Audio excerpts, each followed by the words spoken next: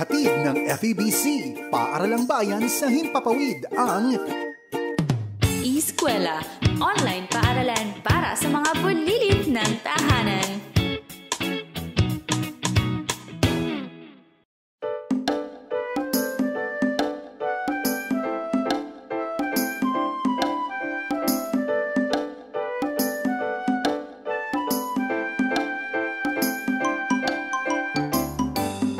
Halina, halina, matuto sa eskwela, wika at siyensya. Halina, halina, matuto sa eskwela, sining at matematika. Tuklasin ang mga hiwaga ng mundong kinahaharapan. Makulay na kinabukasan, ito'y iyong makakamtan. Kakayanin natin ito, may saysay ang buhay mo. Magsikap at matuto, gamitin ang iyong talino. Halina, halina, matuto sa eskwela, wika at siyensya. Halina, halina, matuto sa eskwela, sining at matematika.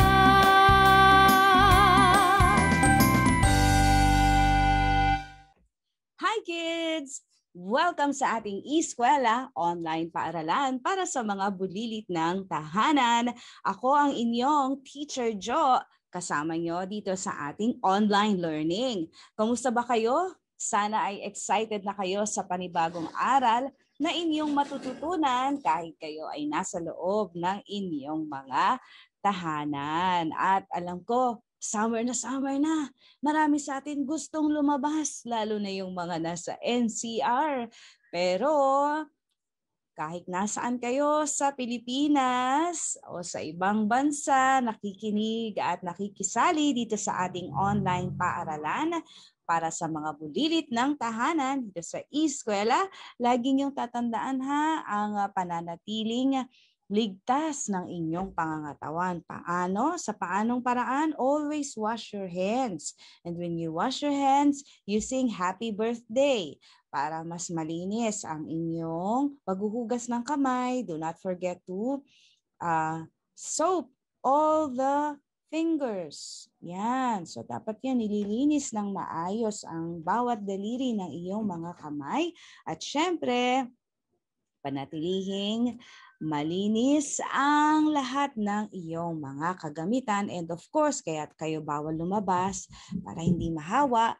And when you go outside, kung kinakailangan at mayroong gagawin like pagpapacheck up sa doktor, ay magsusuot ng face mask at face shield. At habang kayo ay nandito naman sa loob ng inyong mga bahay, huwag po kayong mag-alala mga bata, dahil narito ang Eskwela, online paaralan para sa mga bulilit ng tahanan na siyang gagabay sa inyong mga aralin.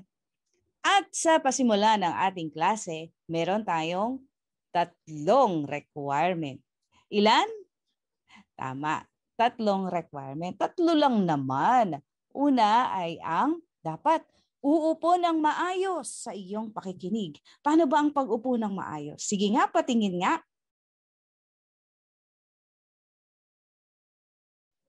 Yan, very good.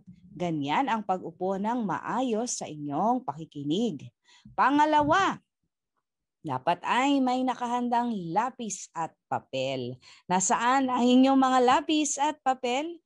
Ihanda na.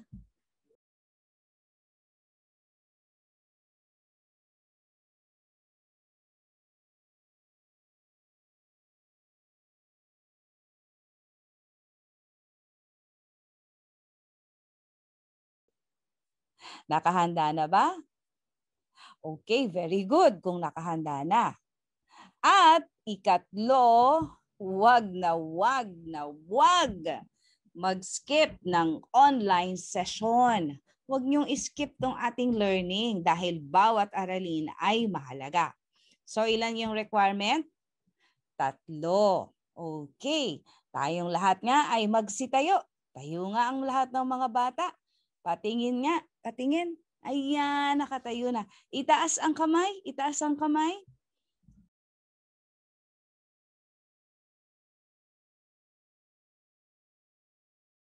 Very good. Pagtaas ng kamay, iwagayway. Wave. Okay, very good. Wave at magsabi ng hi.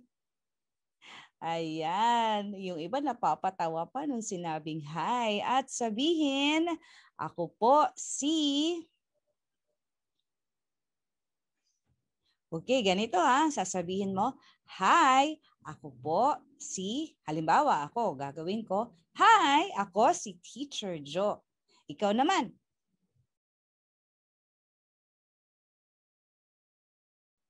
Very good. At sabihin mo, handa na po akong mag-aral. Ikaw nga. Okay. Very good. Ako, si Teacher Jo, at handa na rin akong magturo.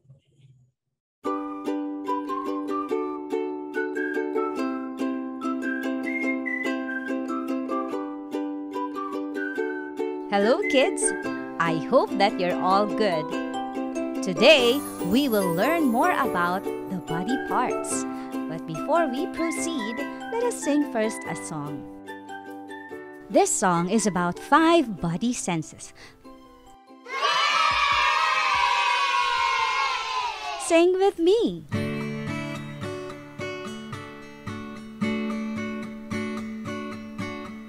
Five senses, we have them, seeing, hearing, touching, tasting and smelling. There are five senses. Once again, let's sing. 5 senses, we have them,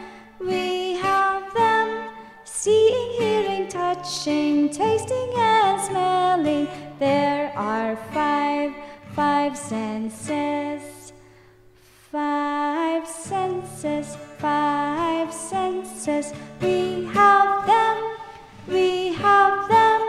seeing, hearing, touching, tasting and smelling. There are five senses. Okay, kids. According to the song, how many senses do we have? How many senses do we have? Letter A, 4 senses. Letter B, 3 senses. Or letter C, 5 senses.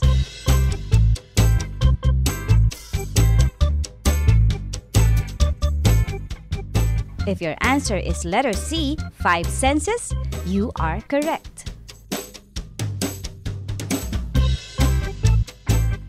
Number 2. What are the senses mentioned in the song 5 Senses? You still remember those? Let's name them one by one. Seeing, hearing, touching, tasting, and smelling. Very good. Can we recall which body part do we use for seeing? What body part is needed on that? Which body part do we use for seeing? Very good. The eyes. Kids, let's try to look at the sky.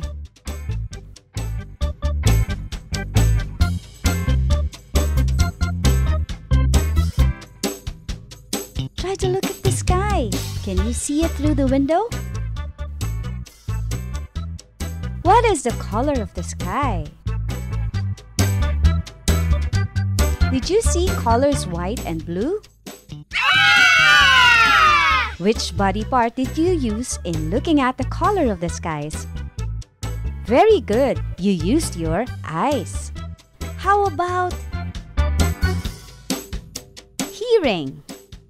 What body part is used for hearing? Can you hear this sound?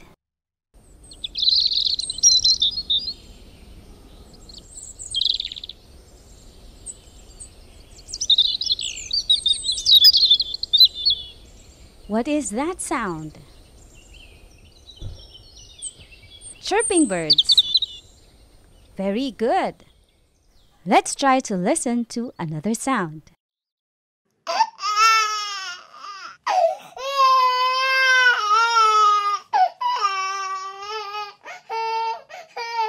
Can you name that sound? You're right. That's a sound of a crying baby. How about this one?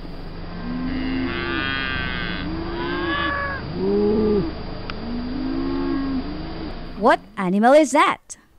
Does it sound like a cow mooing? Yay! Correct.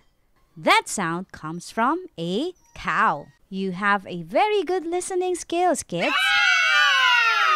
How about touching? Which body part do we use? Okay, so in touching, we use our hands. In tasting, which body part do we use?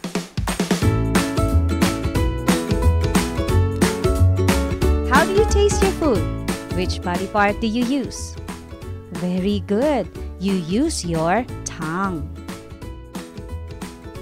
Have you eaten today, kids? What food did you eat? Can you tell the taste of the food you ate?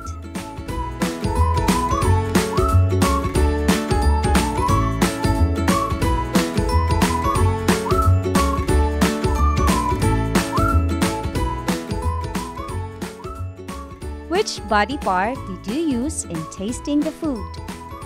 Very good. Tongue. Okay, let's have some exercises. What's the taste of sugar? What's the taste of sugar? Is it letter A, sweet? Or letter B, salty? Is it sweet, letter A? Or letter B, salty?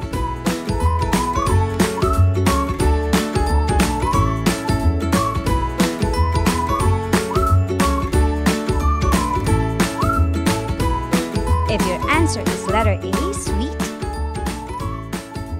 you are correct because the taste of sugar is sweet. How about calamansi? Calamansi.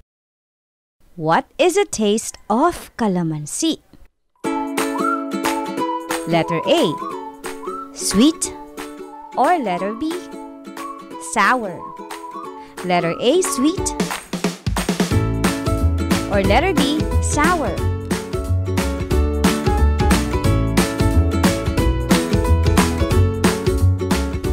If your answer is letter B, sour, you are very good. How about this one? What is the taste of ampalaya? Ampalaya. Letter A, bitter, or letter B, salty? Letter A, bitter, or letter B, salty? If your answer is letter A, bitter, you are correct. You are correct.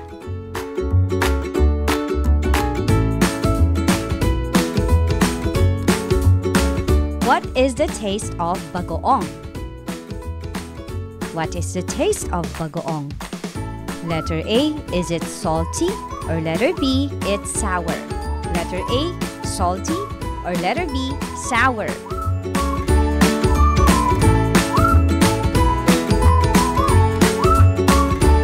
If your answer is letter A, salty, you are correct.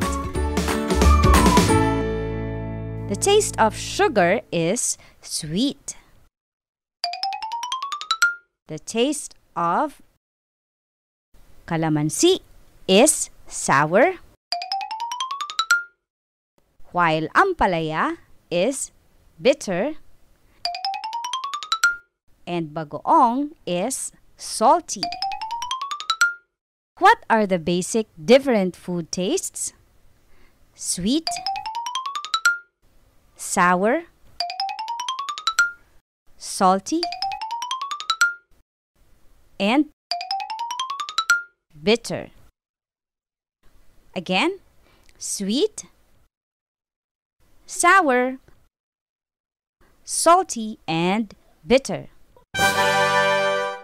What sense organ is used to identify the taste of food? Which part of the body is used to taste the food? Very good. Tongue. How do you take care of your mouth and your tongue? How do you take care of your mouth and your tongue? Simply by brushing your teeth. That's one. And do not eat foods that are too sweet and too salty.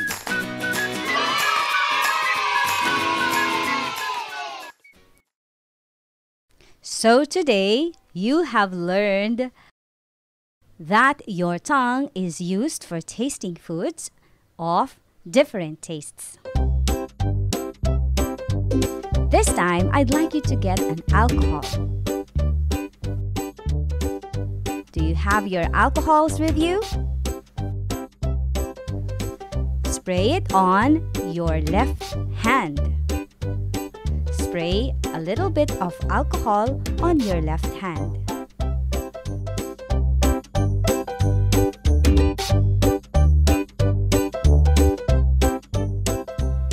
How does it smell? Does it smell clean and fresh? Very good. What sense organ did you use in smelling? Today, we will learn more about the sense of smelling. Yes, we will use our nose to help us identify the different odors.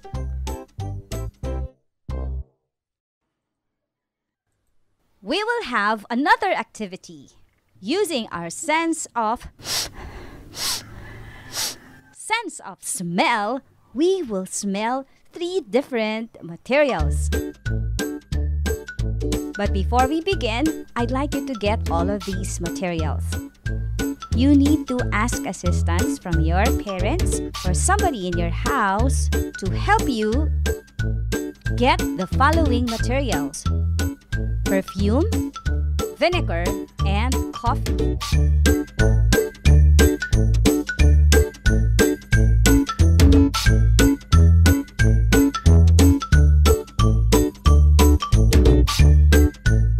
Are you ready, kids?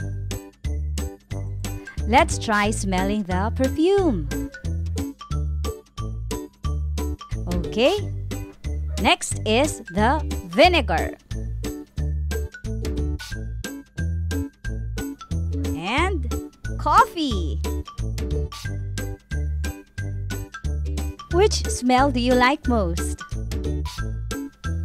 Most of you like the smell of perfume. That's good.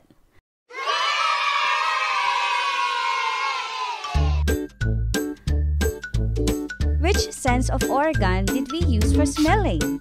Which sense of organ did we use for smelling? It's our nose. So how do you take care of your nose? Do you take care of your nose? How? By not putting any sharp object inside. And use soft cloth when you clean your nose. Okay? Do you cover your nose when sneezing or coughing? You should be. Our nose is used for smelling. We should take care of our nose so that we can smell different odors from the things around us. Okay, class. So we have learned about the sense of seeing, hearing, tasting, smelling, and now show me your hands. Show me your hands.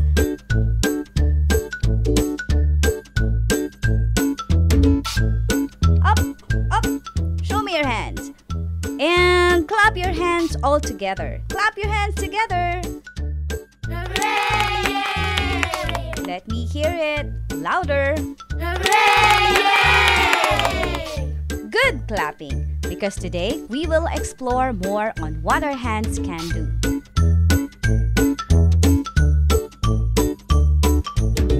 But before we begin, I'd like you to get some of these materials. You may ask your parents or someone who can assist you inside your home to get these things. Number 1, cotton. Number 2, stone. Number 3, dishwashing sponge. And number 4, a piece of wood.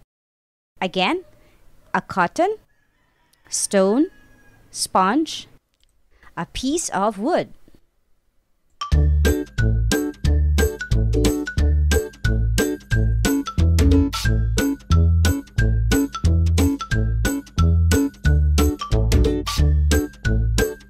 Are you ready, class? Among these objects, the cotton, stone, sponge, and a piece of wood, can you name which objects are soft? Is it the cotton, the sponge, the stone, or a piece of wood? Which objects are soft? The soft objects are cotton and sponge. Which objects are hard? If your answers are the stone and a piece of wood, you are correct. How were you able to tell these objects if it is soft or it is hard? Very good. By touching them. So what sense of organ did we use in touching those things? The cotton, the sponge, the stone, and the piece of wood. Yes, we used our hands.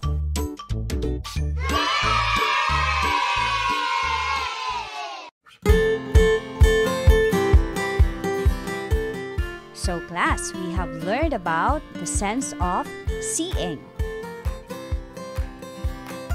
Which organ do we use for seeing? Very good. We use our eyes to see. Next is smelling. Which organ do we use for smelling? We use our nose. How about in hearing? What part of the body do we use to hear a sound? Yes, we use our ears.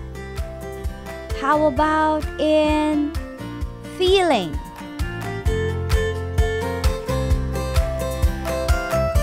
What part of the body do we use to feel something? If it's rough, if it's soft, or it's hard? Yes, we use our hands. And lastly, which body part do we use when we eat and taste the different kind of food? Yes, we use our tongue. Very good, kids. All together, let's sing this song again.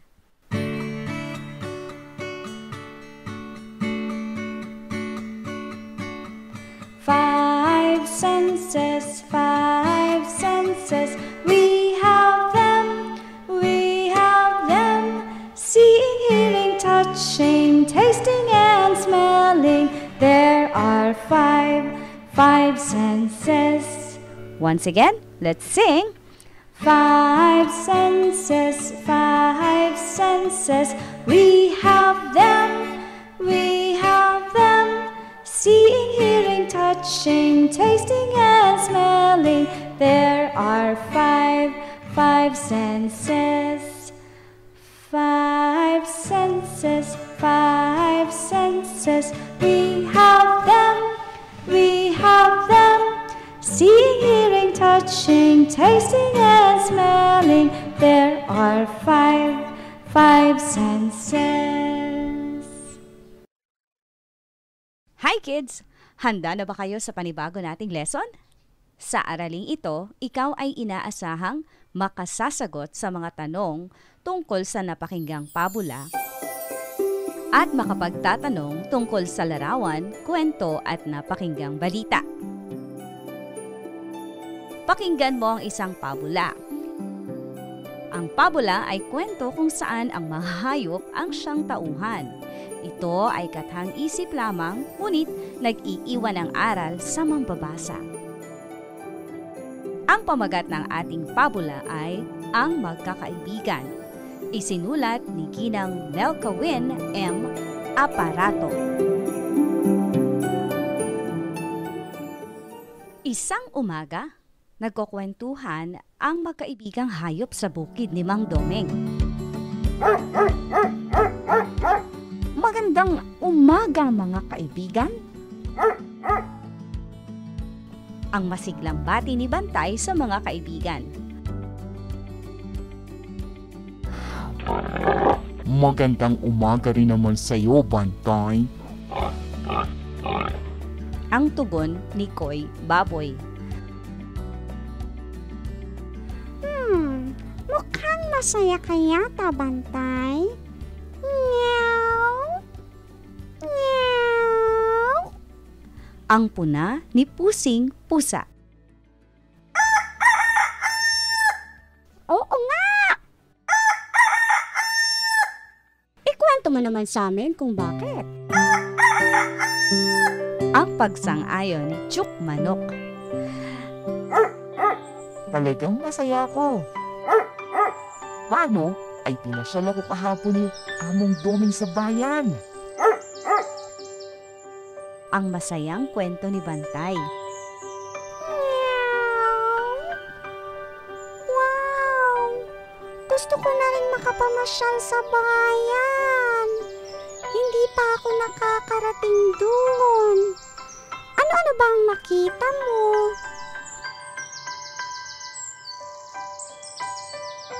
Pakiusap. Ikwento mo naman. Meow. Ang pagsusumamo ni Pusing Pusa. Naku, marami akong nakita. Maraming mga sasakyan doon.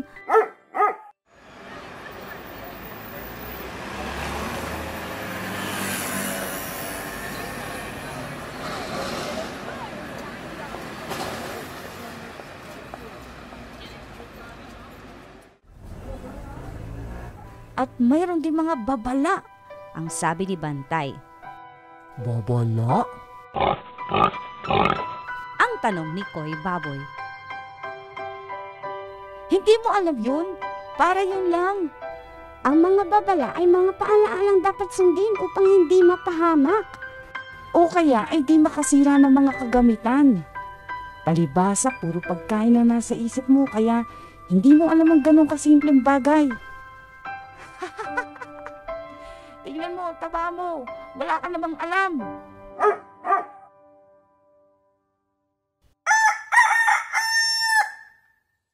Teka lang naman, Bantay. Hindi mo naman kailangang insultuhin ng ganyan si Koy Baboy.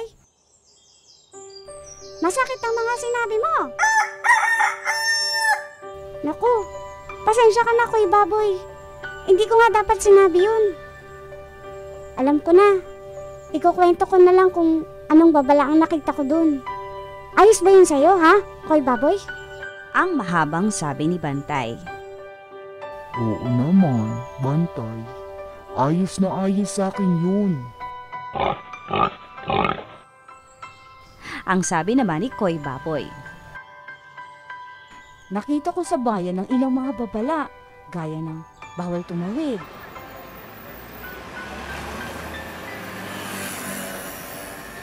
Bawal magtapon ng basura. At bawal magsakay o magbaba. Ang paliwanag ni Bantay.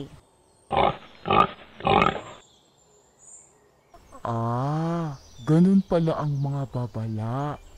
Ngayon, alam ko na. Salamat sa iyo, Bantay.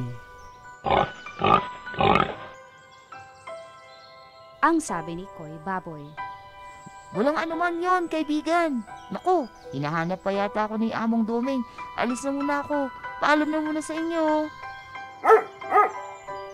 Ang paalam ni Bantay sa mga kaibigang hayop.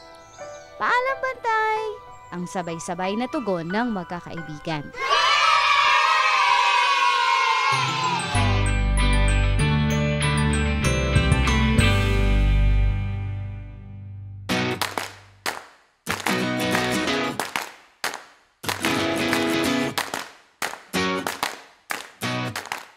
Sa ating gawaing pagkatuto, sagutin ang mga tanong tungkol sa ikinuwento kong pabula.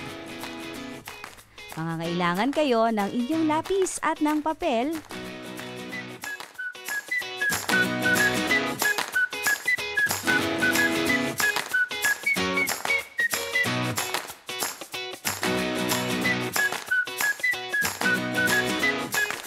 Sa pagkakataong ito, sasagutin nyo ang mga tanong tungkol sa pabula. Isulat ang sagot sa inyong kwaderno. Ready na ba kayo?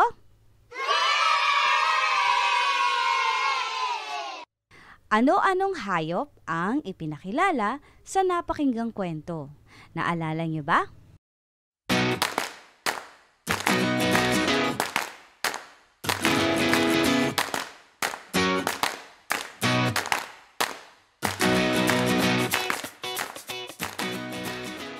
Alalahanin nga natin isa-isa kung ano-anong mga hayop ang nakasama sa pabula. Mayroong manok, mayroong pusa, baboy, at aso na si Bantay. Very good. Bakit daw masaya si Bantay? Bakit masaya si Bantay? Sige nga, isulat nyo.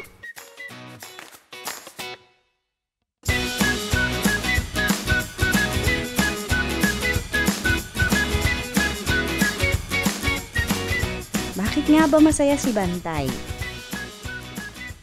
Masaya si Bantay dahil siya ay ipinasyal sa labas. Yay! Pangatlong tanong. Ayon kay Bantay, ano-ano ang kaniyang mga nakita sa bayan? Ano-ano daw ang mga nakita ni Bantay sa bayan?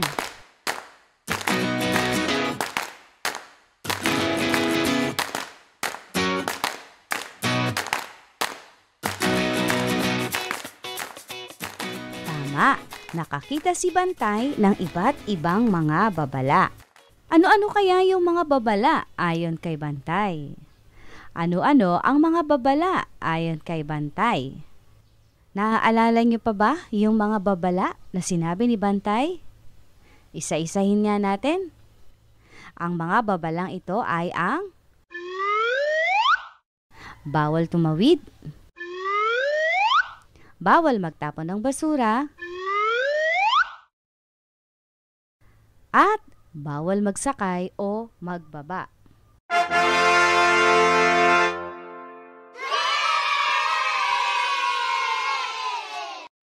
Paano nagwakas ang usapan ng mga hayop?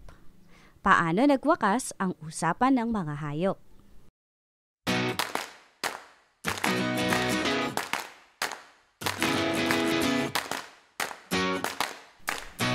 Nagkasundo-sundo ba sila? Tama, sila ay nagkasundo-sundo at umuwing masaya si Bantay.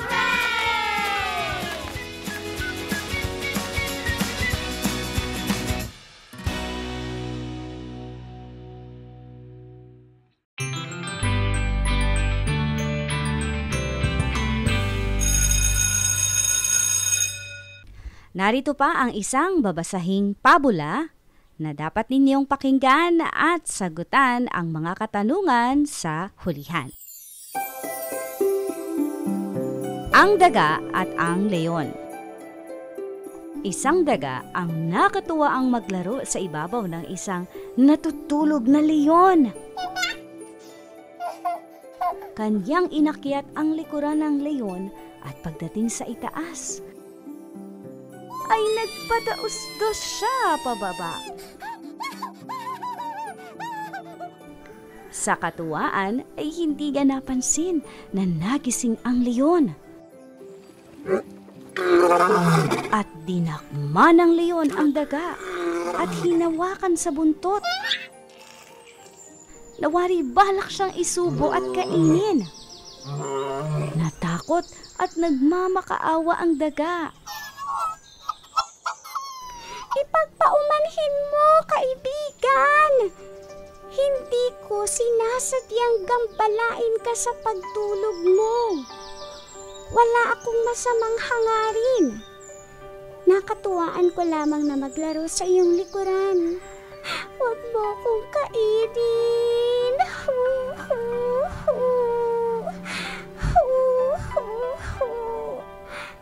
Sabi ng daga. Nabakas ng leon sa mukha ng daga ang tunay na pagmamakaawa. Sige, pakakawalan kita. Pero sa susunod ay huwag mong gagambalain ang pagtulog ko. Sabi ng leon. Salamat, kaibigan. Balang araw ay makakaganti rin ako sa kabutihan mo. Ang sabi ng daga.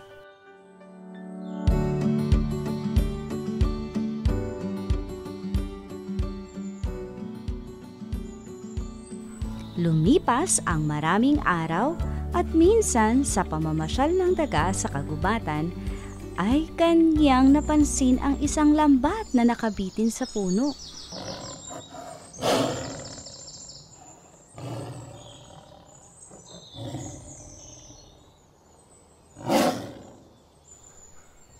Lumapit siya upang mag-usisa at agad niyang nakilala ang leon na nakuli sa loob ng lambat na ginawang bitag ng mga nangangaso sa kagubatan.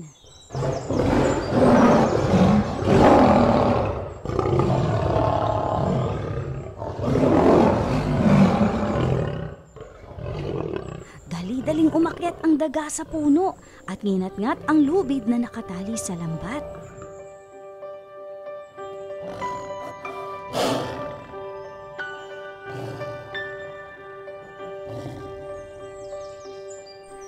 Agad namang naputol ang lubid at bumagsak ang lambat kasama ang leon sa loob. Mabilis na bumaba ang daga at tinulungan ang leon na makawala sa lambat.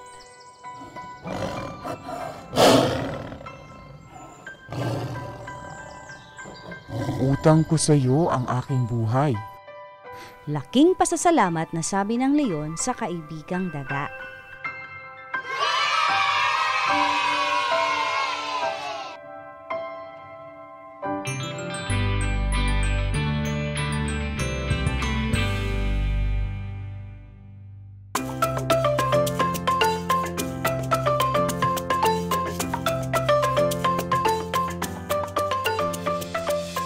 Sa ating gawaing pagkatuto, sagutin ang mga tanong tungkol sa kwento.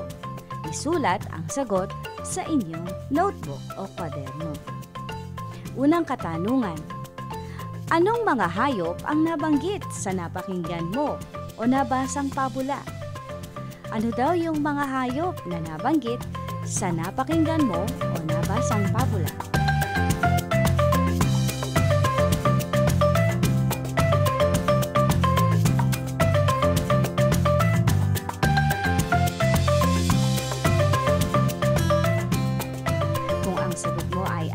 At ang daga, ikaw ay tama. Nakakita ka na ba ng leon o daga?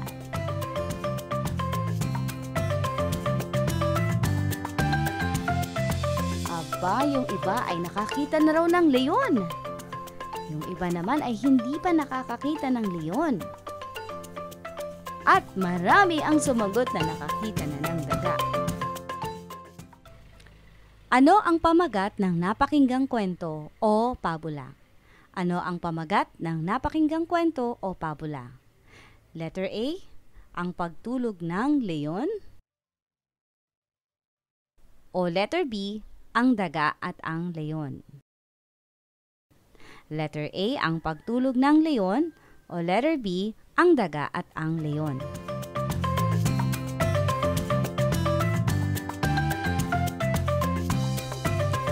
Kung ang sagot mo ay letter B, ang daga at ang leon, ikaw ay tama. Sino-sino ang tauhan sa pabula? Sino-sino ang tauhan sa pabula? Letter A, leon at agila. O letter B, daga at leon. Letter A, leon at agila. O letter B, daga at leon.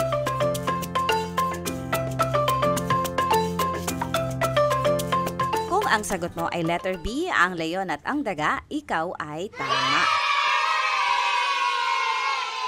Sino ang naglalaro sa ibabaw ng natutulog na leon?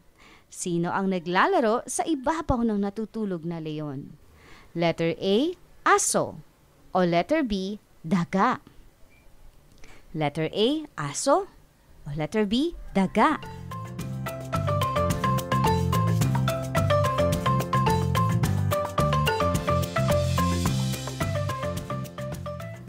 Kung ang sagot mo ay letter B, daga, ikaw ay tama. Ano ang ginagawa ng daga sa ibabaw ng natutulog na leon? Ano daw ang ginagawa ng daga sa ibabaw ng natutulog na leon? Letter A, kumakain. O letter B, naglalaro? Letter A, kumakain. O letter B, naglalaro?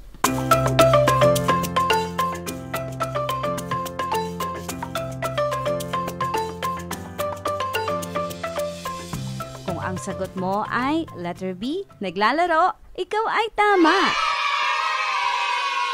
Saan daw namasyal si daga?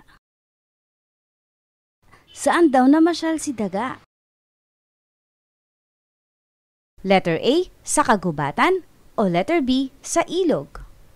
Letter A, sa kagubatan. O letter B, sa ilog?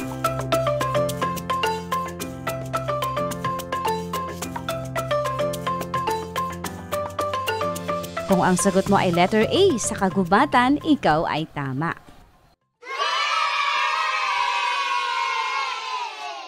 Sino ang nakita ng daga na ginawang bitag ng nangangaso sa kagubatan? Sino ang nakita ng daga na ginawang bitag ng nangangaso sa kagubatan? Letter A, leon. O letter B, pusa? Letter A, leon. O letter B, pusa? Letter A, leon. O letter B, pusa? Letter A, leon. O letter B, pusa?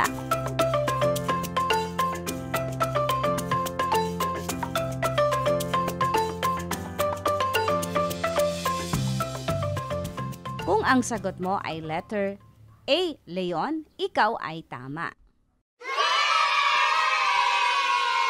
Ano ang sinabi ng daga sa leon nang dakmain siya nito? Ano ang sinabi ng daga sa leon nang dakmain siya nito? Letter A, ipagpaumanhin mo kaibigan, hindi ko sinasadyang gambalain ka sa pagtulog mo. O letter B, ay sorry, hindi ko alam na nasa likod mo ko. Letter A, ipagpaumanhin mo kaibigan, hindi ko sinasadyang gambalain ka sa pagtulog mo. O letter B, ay sorry, hindi ko alam na nasa likod mo ko.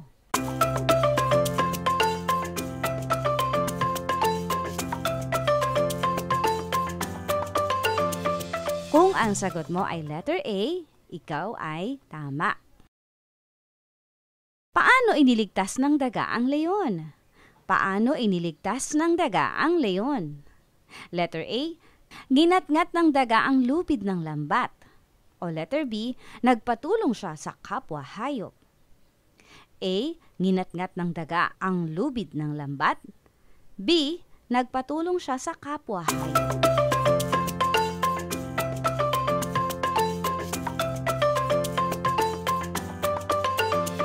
Kung ang sagot mo ay letter A, ikaw ay tama.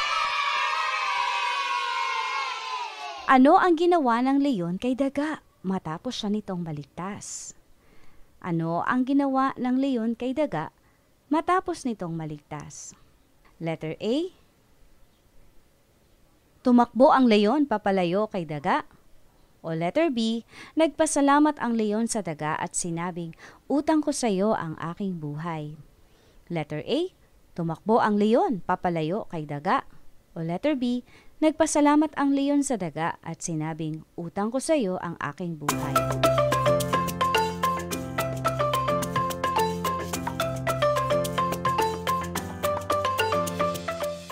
Kung ang sagot mo ay letter B, ikaw ay tama.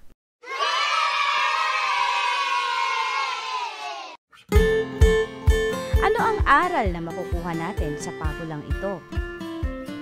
Ang aral na pwede nating makuha ay yung huwag maliitin ang kakayahan ng iba. Maliit man ang iyong kapwa, ay may kakayahan pa rin itong makatulong sa paraang hindi madalas inaasahan ng iba. Again, huwag mong maliitin ang kakayahan ng kapwa mo bata. Maliit man ang iba, magkakaiba man kayo ng height, magkakaiba man kayo ng skill, ng talent na meron kayo, meron pa rin kakayahan ang bawat isa sa inyo na makatulong sa paraan na minsan ay hindi mo inaasahan na ganun pala ang kaya niyang gawin. Kaya, do not look down on the things that others can do. Okay?